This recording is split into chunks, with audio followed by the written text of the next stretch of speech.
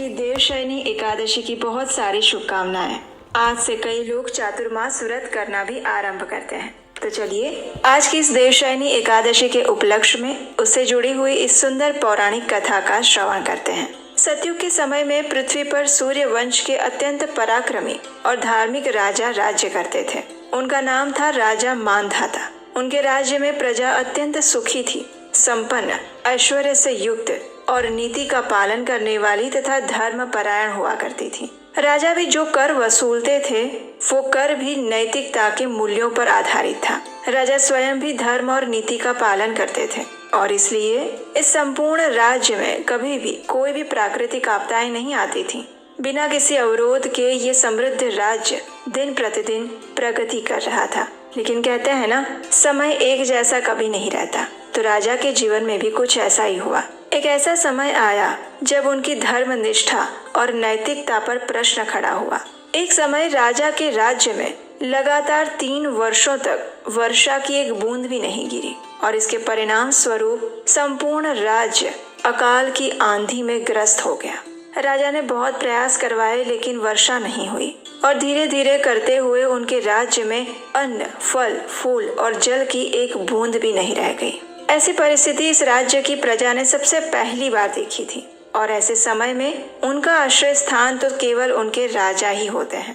इसलिए सभी प्रजा त्राही त्राही पुकारती हुई राजा मांधाता के राजमहल के द्वार पर पहुंच गई। राजा से प्रार्थना करते हुए सभी प्रजाजन कहने लगे, हे राजन, आप हमारे स्वामी हैं। कृपया वर्षा और अन्न के अभाव की इस विषम स्थिति में आप ही हमारी रक्षा कर सकते हैं। हमें बचाइए, हम आपकी शरण में हैं। इस राज्य में ना तो जल की एक बूंद है और ना ही अन्न का एक दाना।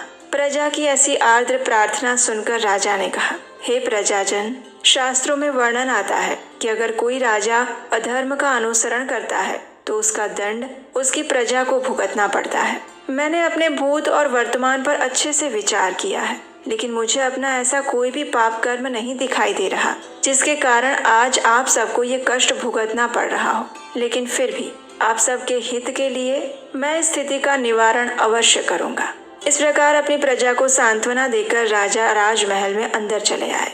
उसके बाद उन्होंने अपने मन में कुछ निर्णय किया और फिर अपनी सेना और मंत्रियों के साथ वन की ओर चल पड़े। जंगल में अनेक ऋषि मुनियों के आश्रम थे। उन सब के पास होते हुए अंततः राजा मांधाता महान तपस्वी ऋषि अंगिरा के आश्रम में पहुंचे।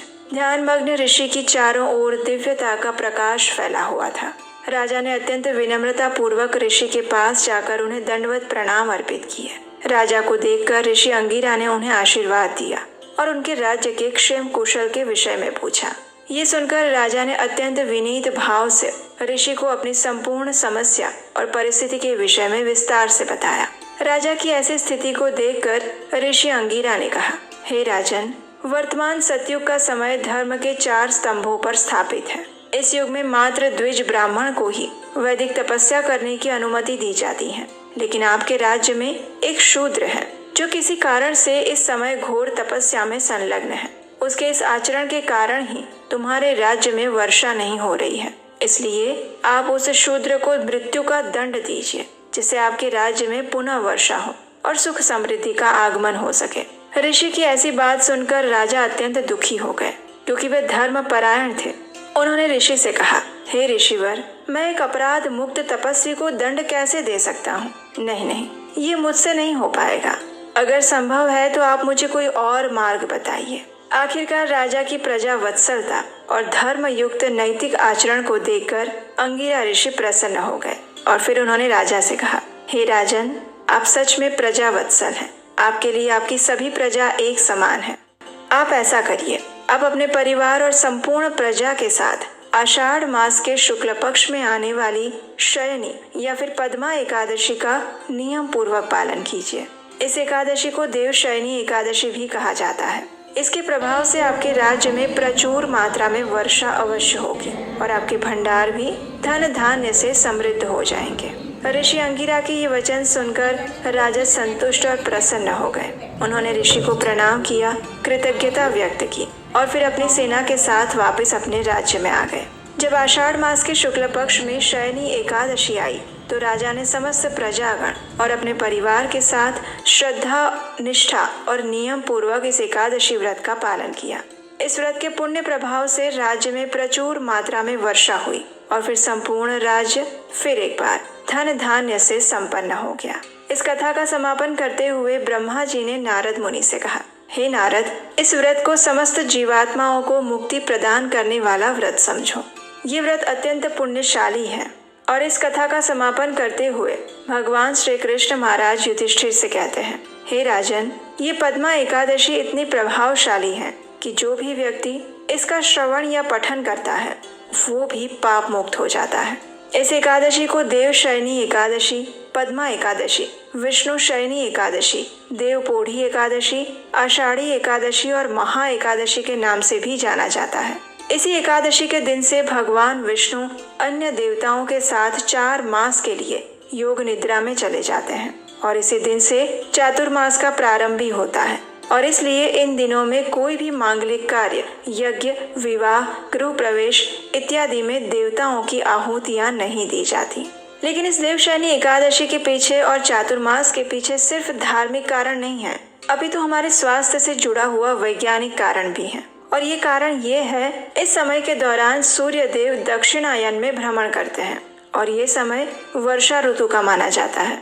इसलिए हमारे शास्त्रों का विचार ये है कि इन दिनों में मनुष्य अन्य भौतिक कार्यों में कम से कम अपना समय दे और अधिक से अधिक समय अपने आध्यात्मिक उन्नति के लिए प्रयास करता रहे। इसी समय के दौरान शारीरिक बीमारी और स्वास्थ्य संबंधी समस्याएं भी आती हैं और इसीलिए इस चातुर्मास के अंदर उपवास का पालन करने के लिए कहा जाता है। प्रत्येक मास में कोई न कोई चीज छोड़ी जाती है और जैसा कि आप जानते ही होंगे, प्राचीन समय में सन्यासी और तपस्वी भी इस 4 मास के दौरान किसी भी स्थान पर भ्रमण नहीं करते थे और मात्र एक स्थान पर रहकर अधिक से अधिक हरि कथा और हरि कीर्तन किया करते थे। इसलिए अगर आप भी अपनी भक्ति में प्रगति करना चाहते हैं तो ये समय आपके लिए सर्वोत्तम है। तो ये थी देवशयनी एकादशी से जुड़ी पौराणिक कथा और उसका महात्म्य, जो कि यहाँ पर समाप्त होता है। अगर आप चाहें तो इस वीडियो को यहाँ पर छोड़ सकते हैं।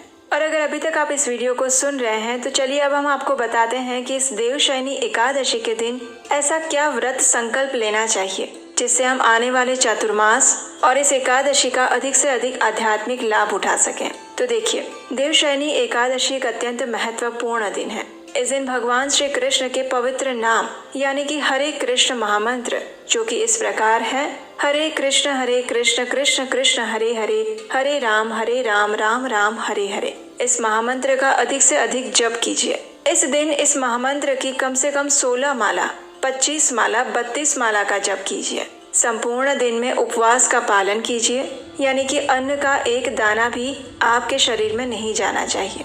अगर आपको लगता है कि किसी भी प्रकार से आपको कमजोरी का अनुभव हो रहा है या फिर आपको कुछ न कुछ खाने की आवश्यकता है या फिर आपको दवाइयाँ लेनी पड़ रही हैं, तो ऐसे में आप फल, दूध, कंदमूल, सूखा मेवा या फिर एकादशी प्रसाद ले सकते हैं। लेकिन प्रयास करें कि किसी भी प्रकार का अन्न या फिर उससे बनी हुई कोई भी चीजें एकादशी वाले दिन ना खाएं। इसके उपरांत तुलसी देवी की पूजा कीजिए और संपूर्ण दिन में अधिक से अधिक भगवान श्री कृष्ण की कथाओं का श्रवण करते रहिए। ये कथाएं आपको हमारे चैनल पर बहुत सारी मिल जाएंगी। इसके अलावा आप संपूर्ण दिन में भगवत गीता का पाठ कर सकते हैं, श्रीमद् भागवतम का श्रवण या पठन कर सकते हैं और सबसे महत्वपूर्ण, अनावश्यक बातों और वस्तुओं में और कार्यों में अपने समय को मत गवाइएगा। अगर जरूरत नहीं है तो मोबाइल को हाथ में रखकर मत बैठिएगा। किसी से बिना बात के वाद विवाद में मत फंसिए, झूठ मत बोलिए, पर निंदा मत कीजिए, प्रजल्प मत कीजिए और अनावश्यक क्रोध भी मत कीजिए। अपने मन और शरीर को शांत रखते हुए, भगवान के चरण कमलों पर केंद्रित रखते हुए इस देवशयनी एकादशी का पालन करने का प्रयास कीजिए और फिर कल प्रातः काल में निश्चित पारण के समय के अंदर इस एकादशी व्रत का पारण कर लीजिए।